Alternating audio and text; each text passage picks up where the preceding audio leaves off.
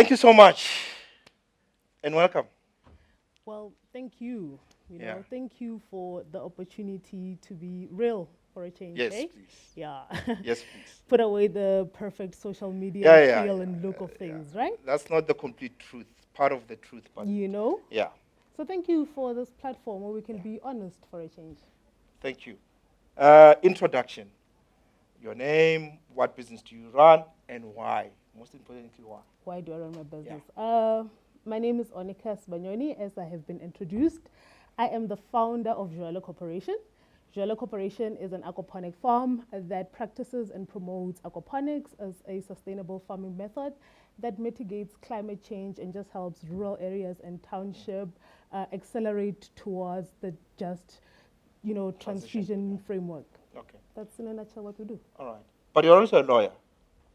Uh, I stopped. I didn't pursue Oh. that career path. Okay. I stopped, and why the reason I stopped comes to the why I run the business that I run. When you look at food and you look at the connection that we have lost, as people, and I would, speak as a black person, most especially as black people, Yeah. back in the days, you used to be able to grow food and while you have a lot of baggage. Yeah. But now when you go home, you have to think of, oh, what am I taking home? What is not there? And so on Yes. and so forth. Yes. And that, when you really think of it out loud, it's juvenile, right? But when you really take a microscopic look at it, you understand that there is food insecurity and that defines poverty. Okay. So you got bored of acts and legal journals, and you decided, I need to save the world.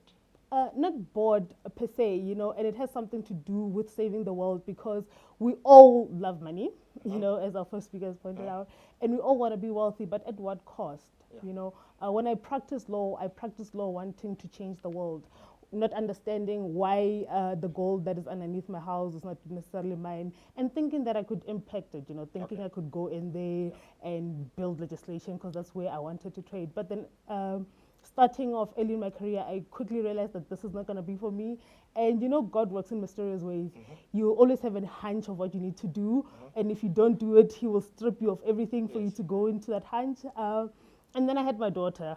Our first daughter was born with cerebral palsy. Yeah. And in taking care of her, my husband just decided, what, let's try homesteading. Let's just leave the fancy renting every month and just go homestead so we can find the best way to medically take care of her, to give her the best opportunities in the world. So that's how I went into farming from a legal career. So you went into farming because you were trying to find a healthier alternative for your daughter. Is that, or did you start farming first and then you had it? How does? Okay, so I started farming because in my pursuit of finding a healthier alternative for my daughter, I realized that the food that we have access to in rural areas and in township are, number one, not even nutritious. Yes, you eat, but then what are you really putting into your body? Is it helping your body grow better? Are you becoming more healthier? And record shows that we're not. There's longer queues at clinics, there's longer queues at hospitals, there's even a higher range of chronic diseases in our culture that was not evident before a couple of 100 years ago. So yes, the healthier alternative helped me realize the problem Okay. that needed addressing. So you start Jwali, Yes. right? Tell us then what happens. Dive into the story. Oh, please, please. Yeah. Excuse me, I just want to fix this so everybody can hear me because this is a juicy one. You really, really want to hear it. So when we started Tijwale, my husband and I decided to bootstrap, because it was aquaponics. If you look up aquaponics, not a lot of people know it, not a lot of people practice it, and those that do are international and they're using this high-tech equipment. So my husband and I are thinking, Maybe what? maybe before you go, what is aquaponics? It's like too much English. So true, I should have explained that. So what aquaponic is the symbiosis of growing fish with plants. So what we do is, because we know agriculture has the highest climate impact on the world, so we're trying to grow food in a sustainable manner, right? Meaning that fish, which is also the highest in terms of emission, like 30% of emission comes from fish, we're trying to find a way that we can turn fish and not let it pollute so much, but importantly, introduce the local to an alternative source of protein. Yes. I mean, you saw what happened to chicken. If ever there's no other immediate accessible source of protein, what then happens to our nutrition and our diet? Got it. All right. Yes. Yes. So you and your husband, you are building this thing. Yes. So we build it. After building it, it's standing there, and we're thinking, after a lot of trial and error, mind you, because like we said, it's an industry that is not, because, I'm not colorblind. I know the world is black and white, and democracy or not, when you start going about learning certain information and finding out certain things, you realize how black and white it is. So after almost 5 years of teaching ourselves this trade, excelling it to a point where we can build a system and start getting recognition and start getting produce out there. This is 5 years. Yes, this is 5 years of vigorous going back and forth, vigorous adapting, changing. And because remember, we had to teach ourselves how to adapt aquaponic in a climate that it has never been tried before. Like try setting up, because our first system was in Westenburg, which is a rural township, and you know how sensitive fish are, and they die with noise and whatnot, and just trying to build a system that can house that has been the drag for those years. It's been a learning. So how are you learning? YouTube? Um, yes, and books. A lot of Ah. books. I'm glad this raffle is giving away books. I'm sorry, this mic is just not doing what I needed to do right now. Yeah, a lot of books. Yeah. We read a lot of books, right? And then we applied it, which will, as we tell the story, will go into my biggest blunder and and how that came to be about. Yeah. All right. Let's get into it. So biggest yes. So So you 5 years, you set up this thing, it's running. Yes. Surely you're a millionaire by now. I mean, no, remember the 5 years was for us to learn to perfect the trade, right? The trade is perfected. We have a registered company. We're looking so good, and we have all the produce there and whatnot. And now, I'm an aquaponic farmer who doesn't eat, right? Who doesn't even want to eat organic food that is grown organically, that is way healthier than what you currently have access to. So for sure, everybody's gonna buy this, right?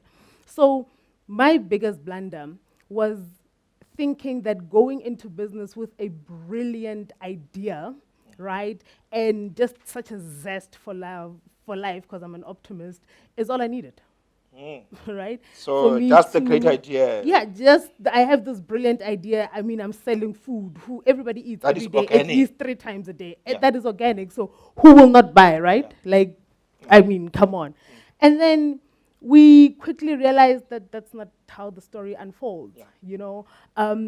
A lot of time when entrepreneurs come together, and you talk about their needs, the first thing is money. It's always money. We always are ready and want people to bank on us. And until I had this conversation with my husband, and then who asked me that, if you want to grow your business, first thing that you should ask yourself is, would you invest in you? Mm. You understand? Would you take that money? Because remember, we had a perfectly working system, right? We had produce, right? We thought everybody was our customer, but nobody was walking in to buy the stuff, right? Okay. When we were going out and trying to seek out clients, we were knocking on relevant doors, but just the timing was off. Yeah, we didn't know how to position ourselves. We didn't know how to come out different than the client, because when we initially started knocking on doors, people were just thinking, ugh, it's letters, and we're trying to explain this long science of it growing with the symbiosis and so on and so forth. yes. Passes You got- understand that it didn't even get us a customer, and we've got this produce that grows very fast. In 4 weeks' time, it's growing and it's overpopulating the system, and now we really don't know what to do with it. And like what, 25,000 rand worth of produce just sitting there, literally looking at But you. why were they not buying? That is why I wanted to speak on my biggest blunder being the fact that I thought an innovative idea was all that I needed. Seldom as entrepreneurs do we take into account working on ourselves. And I mean working on ourselves in a sense whereby you take what you have learned and apply it, you know. Because as I was saying, as entrepreneurs, we always speak in a content of always needing money. But what do you need the money for? Yeah. You understand? How are you using what you have to build yourself? Because even in any cohort, you know, you start the cohort. As soon as the cohort begins, the first thing everybody asks is, when are we getting funding? Are we going to get funding after this and whatnot? And, you know, you then quickly start to realize that that is how the entrepreneurship mindset, you know, in South Africa is built. Yeah. And if you do not, if you're not fortunate enough to have motivation and mentorship and platforms like this that show you the truth or the other side of entrepreneurship, you'll think that's what entrepreneurship is. You'll think, I just need a great idea. I'm Yeah. going to get this. I'm going to get in there. I'm going to wow Yeah. these people. I'm going to, but it's not right. That's not it at all. And the reason why I say this is because even with the cohort that most entrepreneurs go to, you know, how do you take that, bring it back, and apply it? Yeah. Because it's all good and well when they're sending the Zoom link meetings and you're attending and whatnot. But then what happens when that entire structure leaves? Yeah. You understand? So now we had to learn how to not only know about the theory part of running and managing a business, we had to learn how to take that and apply it. And for us, it was extremely important because we had to start understanding how to develop and build system in a South African content one, in an industry that hasn't been practiced so much in South Africa, to and just how to come up with operational policies and structures that will make sure that what we're trying to do gets us to a point where we can accelerate and grow Yeah. commercially. Somebody said to me, it's quite interesting that he works with engineers, young graduate engineers, and he says, you have the students who just graduated, they studied 4 years engineering, they come to work, they're not ready. They quite a lot of things that they don't know. Then they need to be trained even further for them to be ready for the roles that they were supposed to have been ready when they graduated. And he says, now you can imagine with entrepreneurship where there is no formal training. So here you have engineers trained for 4 years and they're still not qualified. And here you have entrepreneurs who are not even trained at all, and they need to now start, building these businesses. And he was actually echoing pretty much what you're saying, that you might know, but application is something else. So you have 25,000 of stock. That is sitting there looking very gorgeous, by the way, just staring at me, you Mhm. know. And I mean, sooner or later, you're going to start harvesting it and Yeah. start eating it for yourself because, I mean, you do not have enough money to go buy the food that you need to Yeah. in the first place because you're not selling, you But what know. was the issue? I mean, why were people not? Is it because you didn't have a specific target market? You were just selling to everybody. What was the challenge?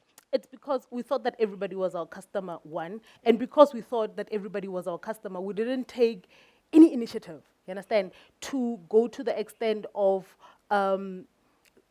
solidifying our market penetration action, you know, because the reason why I want to stress so much on learning, but not only learning as entrepreneurship, but then applying, it comes down to this point where as an entrepreneur, you're an innovator.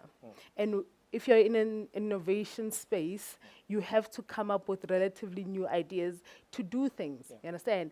And with our entrepreneurs and their mindset of always needing money for the thing to be done, that doesn't have a success. And that was our example. We went, we invested, we sold a car, we had a little bit of money, we saved it, and we had everything that we needed to set up a structure that we can learn from, of which we did, you know. But then taking that and growing it into a business that is systematized, that works even when you are not there, and so on and so forth, so that we can get to the commercialization of our businesses, so that now we start playing on a bigger playing field, you know.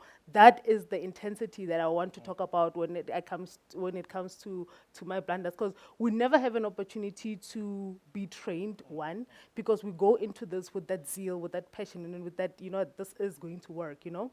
Not encumbering the fact that there are other Yes. attributes to it, you know. And henceforth, when I heard about this platform, I had to make sure that it's imperative for me to be here, because it's such platforms that seeks to Yeah. do that, because that meant the break or make for our business. And why I say that, because from our biggest blunder, from thinking everybody's our client, customer, not necessarily applying the developmental knowledge that we were acquiring in terms of wherever from the cohorts or wherever knowledge that we're getting into the business on a practical, everyday level, Yeah. you know, that it harbored our standstill. And had we not found a way out of that, we were going to drown, you know, and we were not. We were probably not going to exist, no matter how great So you're gonna drown with the our fish. ideas.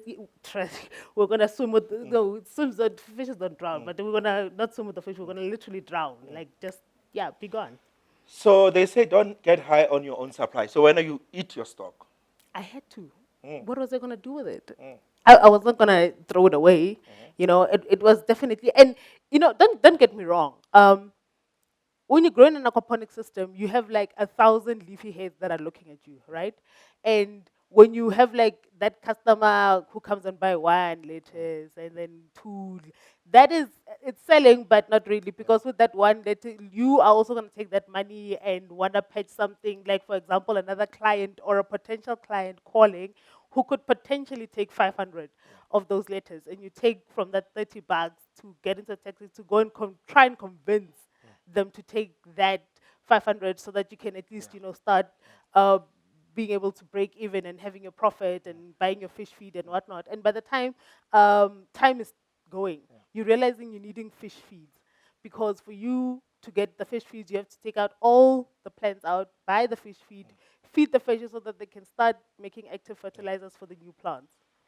so the stock is not selling. You consume it. Where do you get the other money to buy feeds and? So my husband Oh, is in husband. business, Mm. but one thing that he taught me was when we bootstrapped, right? Um, we accounted for 3 months ahead. But not only that, and please, entrepreneurs, also take this into account. We also accounted for inflation. Because a lot of people, you might plan ahead, but you might not plan for the inflation. So when we were bootstrapping and making sure that we were getting everything together, because we also knew that this was a particularly new industry, we made sure that we foresee and plan ahead in terms of just the fish feeds that we would need and so on and so forth. So when we are working on this month, you know that you've got 3 months ahead of fish feed that can push you. But then, however, if you do not get this produce out, that fish feed that you're going to be feeding the fish will not necessarily do much good for you, because now you will not have any produce to like replace it with. So that was the stress for us. So Just how did being you? there. I mean, how did you feel? I mean, you're not selling stock. You have spent so much time trying to study the industry. You know how to do aquaponic farming. That moment where you're feeling maybe this is not working. Maybe I should go back, finish my LLB. You know. You know, um, failure is a very, very interesting concept for me, just in human sociology all around, you know. I'm a special needs mom. My daughter was born with cerebral palsy. And just a quick story, when she was born, they said she'll never walk, and da da da da. She started walking when she was, 4 years or so. And just looking at her, I understood that number one, anything is possible if you put your mind to it, right? You have to apply your mind. So that is why in my biggest blunder today, I want to focus on the training of the mind, because you grow your mind and you know what it is that you're doing. You are confident. It doesn't matter what happens around you. You understand? The mind is secure. So when all of that is standing there looking at me, I didn't necessarily feel like the idea was a fail or business is a fail or whatnot. The most important thing I started feeling that I feel like was too heavy for me was just feeling as a failure yourself. Because you're thinking you've got this brilliant idea, you've got all these resources and all this support, but why isn't this thing working? You understand? And you just start doubting yourself. And I think that is very bad to do, and it's very crucial to find that fine line, because that determines whether you go on with this thing or not. Yeah, but we're still on the, you know, We'll come back. Yes. We are still on the, this thing is not working. Okay. Yes. See, How dark does it get for you? well, Like, how bad did it get? You know? okay, as a special needs mom, you must remember that anything can happen at any time. So I remember this particular time. We still had produce. It was like, remember, we planned 3 months ahead. So the second month was like now ending, and now we're realizing, oh, this thing is really not working because we were like on our last batch, right? And just then, suddenly, it's like trouble knows trouble. Where there's trouble, there's just always more trouble that there's not so far. And just in that moment, my daughter has a seizure. So with cerebral palsy, when you have a seizure, regression happens. So yes, she knows how to walk and whatnot, but whenever she has a seizure, we have to now go back and train her how to walk again, and so you can imagine the time that will now I have to now start breaking away from the very same business that is not working. So that was such a dark space for me that it also started coming and chipping at me and at my abilities as not a person but as an entrepreneur. Can I really do this? Is this really for me? And that's how really dark it got. During that period, Yes. what would your typical day be like? I mean, would you wake up, would you open the curtains, or, I mean, where, just paint me a picture of during that period. What were you going through emotionally? What were you doing? Okay, so with my daughter being the seizure, right, we have to get up at 4, Yeah. right? Because like you have to wrap her. It's almost like you telling the body what it needs to do. It's like you're reminding the body that it's morning, you need to wake up. So you have to rub her, and then she gets up, and then you have to go and be a wife. And then by 6:30, when my son is up, and I'm also getting him up ready for kindergarten to get up the door, emails start pouring in. You know. Because at the time, remember, we were trying to find clients while getting this to work. Emails that's pouring in, and oh, how does this work? How does it taste? Can I potentially? And you have to attend to those people because they could potentially bring the difference into your business. You understand, being money. But at the same time, you've got this kid who really is relying on you, who can really do nothing without your help or your aid. And at the same time trying to keep the boat afloat because like I'm a mom of 3 and we're a family of 5. So you can't just say "Re tla bona," or we'll see what will happen. You really need to have to make a plan. And the fact that we are homesteaders, so we are like miles out of town, so we have to plan so efficiently that we shouldn't need anything that will make us drive 2 hours for that one thing. And if you don't have the money, you can't do that. Understand? So now it gives you a problem. Okay, if I can't get everything that I need now and clearly emergency, I still have to have that 2 hour drive to get that thing that I don't have money for. You understand? So that is how bad it gets. You understand? That you have to start cutting out certain things So from your your little life. daughter's got a seizure. The business is not working. You have to take care of, pull all these things together, right?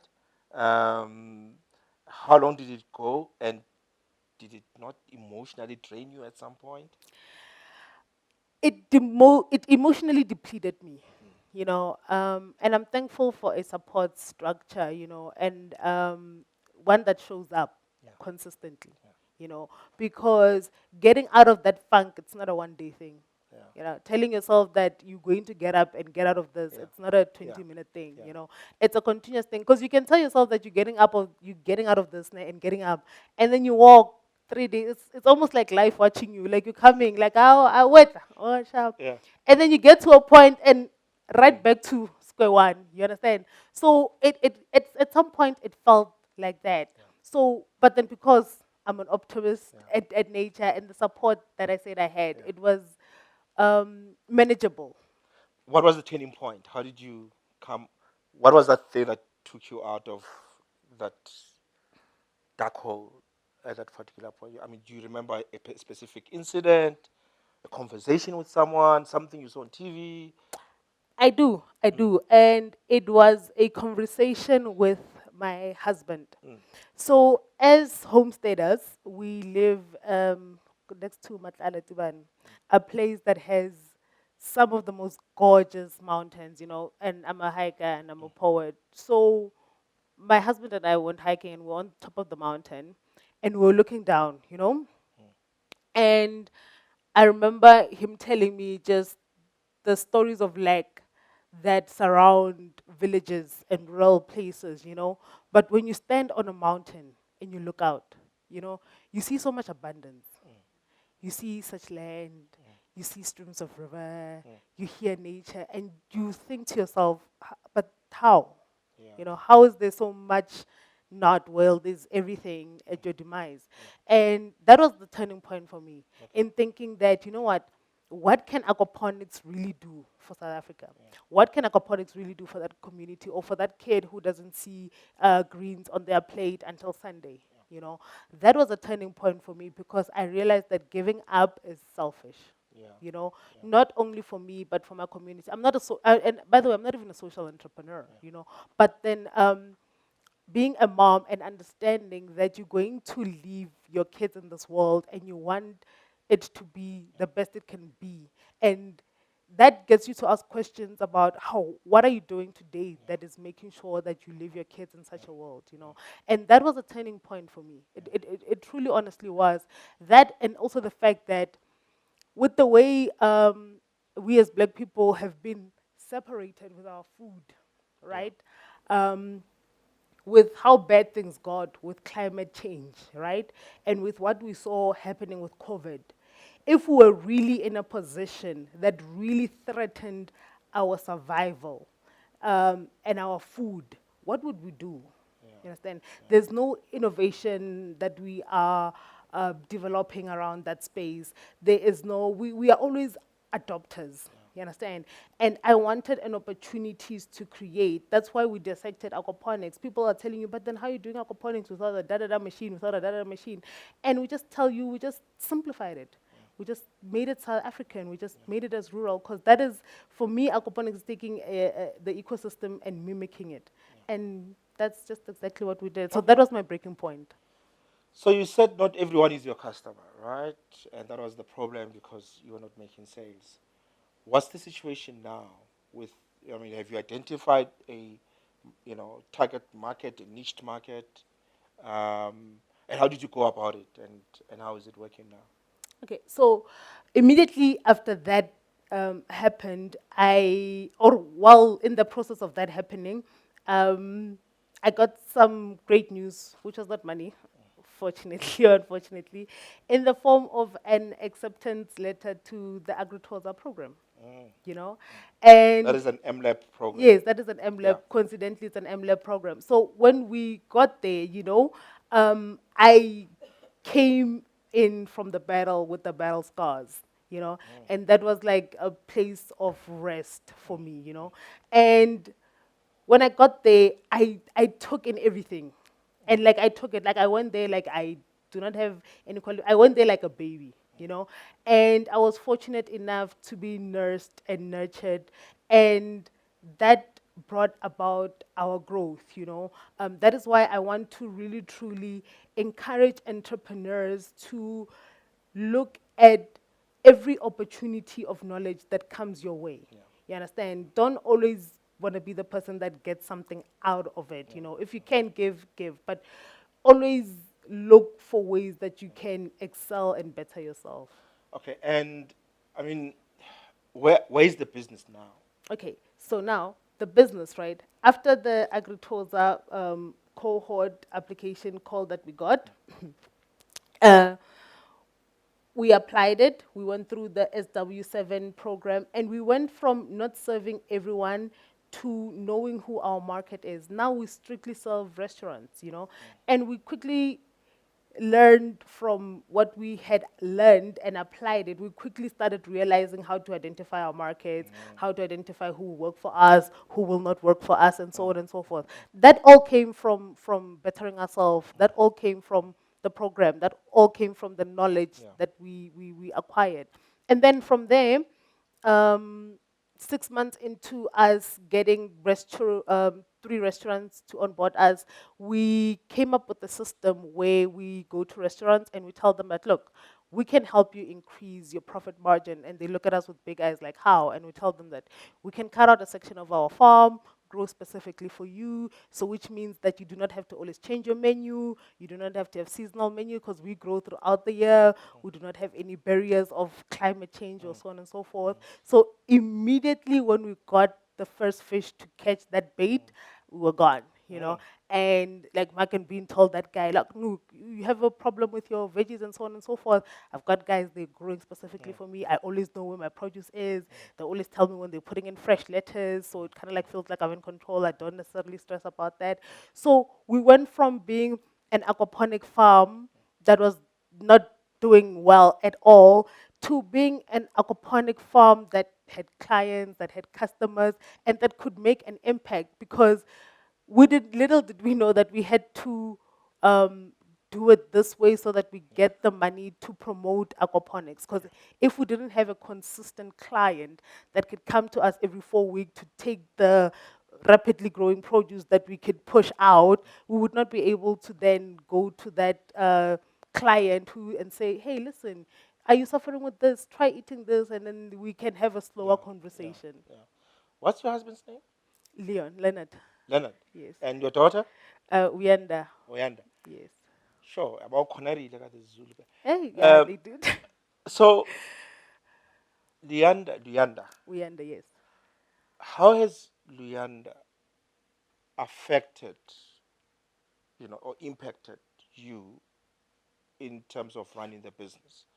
What is it that you would say her not being able to grow up like any other normal? How has that prepared you for That business? think that's actually a very beautiful question. How it has is that I told you about my daughter's seizures, right? Yeah. And how every time they happen, she regresses. Yeah. So when she regresses, she has to kind of like learn what she knew from scratch, so that her muscle memory can redevelop. So what that has taught me is it's all good and well to not give up, right? But then what do you do after not giving up? Do you go do the same thing again? Do you try learn to do it different? So what it has really taught me on this entrepreneurship journey is the strength of bouncing back, the power to bounce back. There's a power in that. Understand? There's a power in not giving up. There's a power in being vulnerable. That I have also learned from you, because your vulnerability is your truth.